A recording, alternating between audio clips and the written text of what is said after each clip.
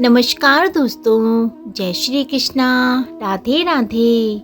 आज मैं आपके लिए महाशिवरात्रि की व्रत कथा की विधि लेकर आई हूँ। माना जाता है कि महाशिवरात्रि के व्रत की कथा त्रयोदशी से ही हो जाती है और इस दिन से लोगों को शुद्ध सात्विक आहार लेना शुरू कर देना चाहिए। कुछ लोग तो इस दिन से व्रत का आरंभ कर देते हैं। इसके बाद चतुर्दशी तिथि को पूजा करके व्रत करने का संकल्प लेते हैं। इस दिन शिव को भांग, धतूरा, गन्ना, बेर और चंदन अर्पित किया जाता है। वहीं माता पार्वती को सुहागिनी महिला सुहाग की प्रतीक चूड़ियाँ, बिंदी और सिंदूर अर्पित किया जाता है। यदि आप उपवास करते हैं तो पूरे दिन फलाहार ग्रहण करें और नमक का सेवन ना करें। यदि किसी वजह से नमक का सेवन करते हैं तो सादा नमक का सेवन करें। महाशिवरात्रि व्रत में चारों पहर में पूजा किया जाता है। प्रत्येक पहर की पूजा में ओम नमः शिवाय का जाप करते रहना चाहिए। अगर शिव मंदिर में यह जाप करना संभव ना हो तो घर की पूर्व दिशा में किसी शांत स्थान पर जाकर इस मंत्र का जाप किया जा सकता है। चारों पहर में किए जाने वाले इन मंत्रों के जाप से विशेष पुण्य प्राप्त होता है। इसके अतिरिक्त उपवास की अवधि में रुद्राभिषेक करने से भगवान शंकर अत्यंत प्रिय होते हैं। महाशिवरात्रि का पर्व हर वर्ष फागुन मास की शुक्ल पक्ष की चतुर्थी तिथि को मनाया जाता है। यह व्रत माता पार्वती और भगवान शिव को समर्पित है। कहा जाता है कि महाशिवरात्रि पर भगवान शिव ने अपनी तीसरी आंख खोली थी और इस संसार को नष्ट कर दिया था। वहीं कुछ लोग ये भी कहते हैं कि इस दिन माता पार्वती और भगवान शिव का विवाह हुआ था। महाशिवरात्रि का पर्व सनातन धर्म में बहुत ही विशेष माना जाता है।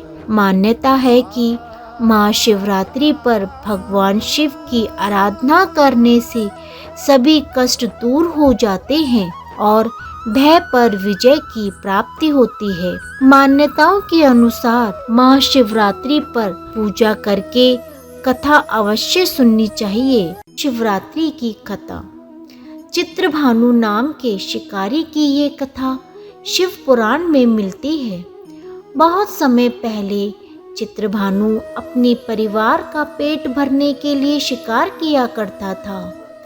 गरीब होने के कारण वह साहूकार से कर्जा लिया करता था, जिसको वह समय पर चुका नहीं पाता था।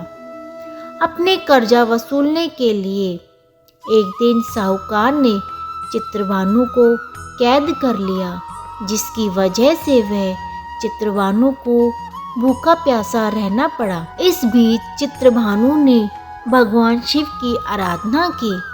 चित्रभानु को पैसे व्यवस्थित करने के लिए साहूकार ने शाम को उसे छोड़ दिया, जिसके बाद चित्रभानु जंगल में दर दर शिकार ढूंढने के लिए भटक रहा था। भटकते भटकते शाम से रात हो गई, लेकिन उसे एक भी शिकार नहीं मिला। पास में एक बेल का पेड़ था, जिस पर वह चढ़ गया। उस बेल के पेड़ के नीचे एक शिवलिंग मौजूद था। चित्रभानु की वजह से बेल पत्र टूट टूट कर शिवलिंग पर गिर रहे थे। दूसरे दिन भूखा प्यासा रहकर वह अनजाने में ही चित्रभानु ने शिवलिंग पर बेलपत्र अर्पित कर दिए थे। रात के समय तालाब के पास एक गर्भवती हिरनी आई। चित्रभानु ने उस गर्भवती हिरनी को मारने ही वाला था कि तभी वह गर्भवती हिरनी ने उसे कहा कि वह जल्दी ही अपने बच्चे को जन्म देने वाली है। मैं अपने बच्चे को जन्म देकर आपके पास वापस आ जाऊंगी, तब आप मेरा शिकार कर लेना। गर्भवती हिरनी की बात सुनकर चित्रभानु ने उसे जाने दिया। इस तरह महाशिवरात्रि का प्रथम प्रहर बीत गया। चित्रभानु शिकार की तलाश कर ही रहा था कि तब वह एक दूसरी हिरनी आई। हिरनी को देखते ही चित्रभानु शिकार करने को तैयार हो गया था। तभी हिरनी ने उसे कहा कि वह अभी ऋतु से मुक्त होकर आई है और अपने पति की खोज कर रही है। हिरनी ने उसे वादा किया कि वह अपने पति से मिलकर शिकार के लिए वापस आ जाएगी। चित्रभानु ने उसे भी जाने दिया। इस तरह आखिरी पहर भी बीत गया। चित्रभानु की वजह से वापस बेलपत्र शिवलिंग पर गिरे, जिसकी वजह से दूसरे पहर की पूजा भी समाप्त हो गई। कुछ समय बाद वहां से तीसरी हिरनी अपने बच्चों के साथ आई। चित्रभानु ने फिर हिरनी का शिकार करने को तैयार हुआ। हिरनी ने कहा कि वह इन बच्चों को अपने पिता के पास छोड़कर वापस आएगी। हिरनी की बात सुनकर चित्रभानु ने उसे भी छोड़ दिया। इस तरह चित्रभानु ने पूरा दिन उपवास कर और रात्रि को जागरण किया। चित्रभानु अपने कर्जे और परिवार की चिंता में डूबा हुआ था। तभी वहाँ एक हिरण आया। हिरण ने चित्रभानु को देखते हुए कहा कि अगर तुमने 3 हिरण और उनके बच्चों को मार दिया तभी तुम मुझे मार सकते हो, और अगर तुमने उनको छोड़ दिया तो मुझे भी छोड़ दो। मैं अपने पूरे परिवार के साथ वापस आ जाऊंगा। चित्रभानु ने हिरण को घटित घटना बताई। तब हिरण ने जवाब दिया कि वह 3 हिरनियां उनकी पत्नी थी। अगर तुमने मुझे मार दिया तो वह तीनों हिरनियां अपना वादा पूरा नहीं कर पाएंगी।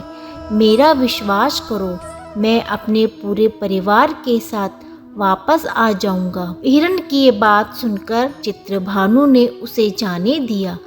इस तरह चित्रभानु का हृदय परिवर्तित हो गया और उसका मन में पवित्र हो गया।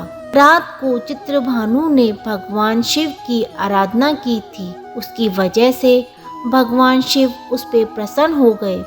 कुछ देर बाद हिरण अपने पूरे परिवार के साथ चित्रभानु के पास आ गया। चित्रभानु ने उसके परिवार को देखकर बहुत खुश हुआ। उसने हिरण के पूरे परिवार को जीवन दान देने का वचन दिया। इस तरह चित्रभानु को मोक्ष की प्राप्ति हुई और मरने के बाद उसे शिवलोक में जगह मिली। बोलिए शिव शंकर भगवान की जय, गणपति महाराज की जय, माता पार्वती की जय।